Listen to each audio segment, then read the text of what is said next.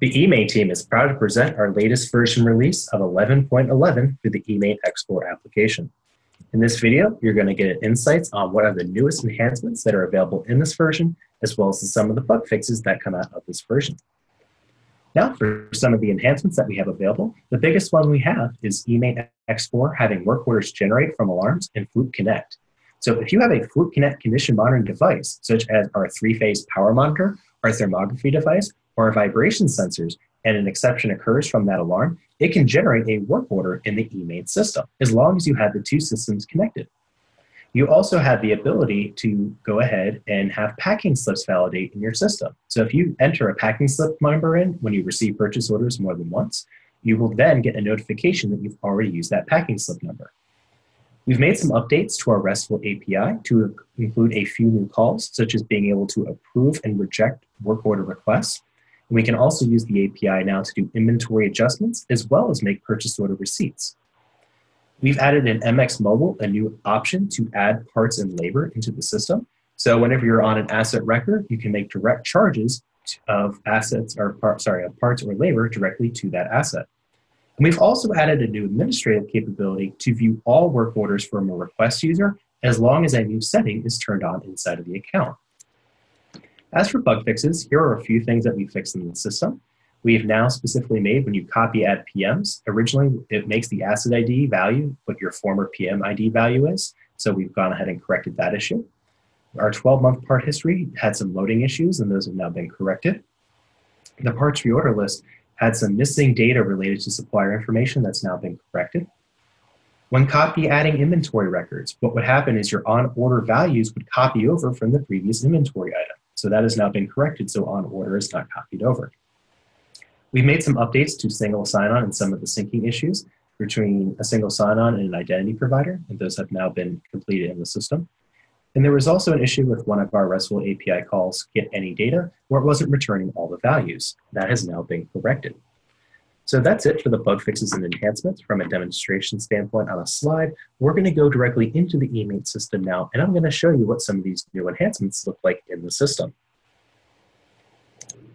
So when you're inside of eMaint, you can have a work order generate from Fluke Connect condition monitoring when a work order has an exception in the system. So what you can see here is that if a work order generates from Fluke Connect condition monitoring, the work order will come over as a work order type of FCCM. And you will also see a brief description, work description with more information specifically about the issue that occurred.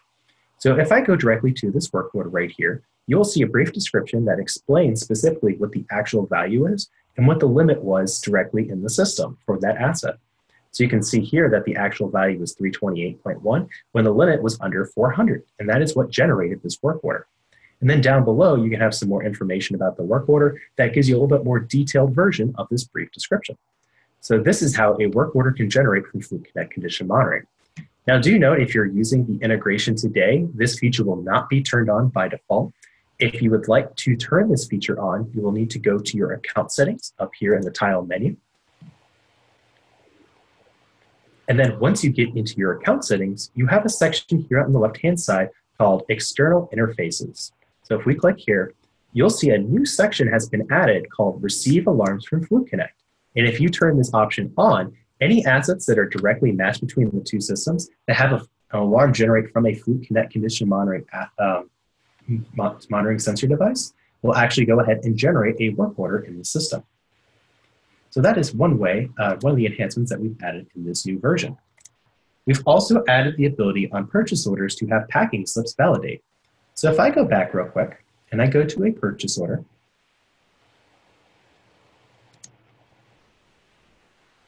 from the purchase order, I'll select this one right here. What will happen is when you go to Actions and Receive to receive a purchase order, you have the capability of filling in a packing slip number.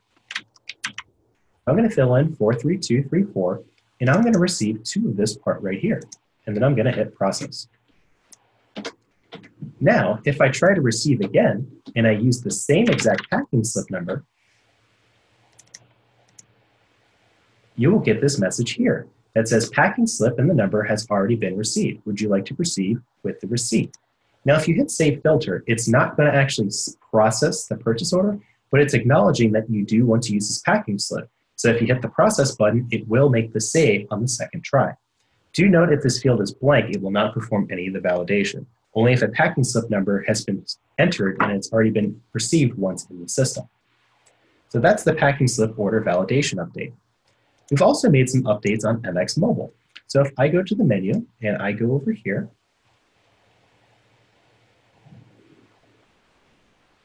to eMaint Text Select, there we go. And we're going to go ahead and look up one of the assets.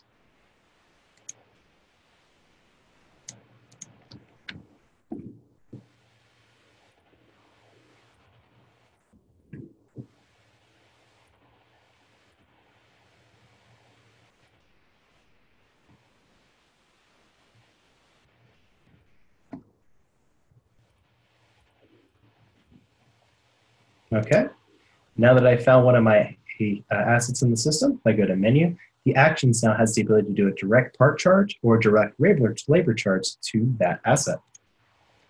The last thing that we have as an enhancement is the ability to view all work orders for request users. So if we go ahead and we return to the account settings,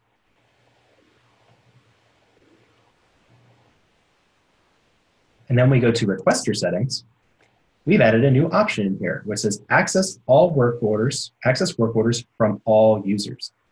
So you can access requests from all users, but now we actually allow the capability to access work orders from all users. We've also added the option here to allow request users to view charges if you deem that necessary. Do note that these two options will be turned off by default. That's it for today's video, everybody. Thank you for watching.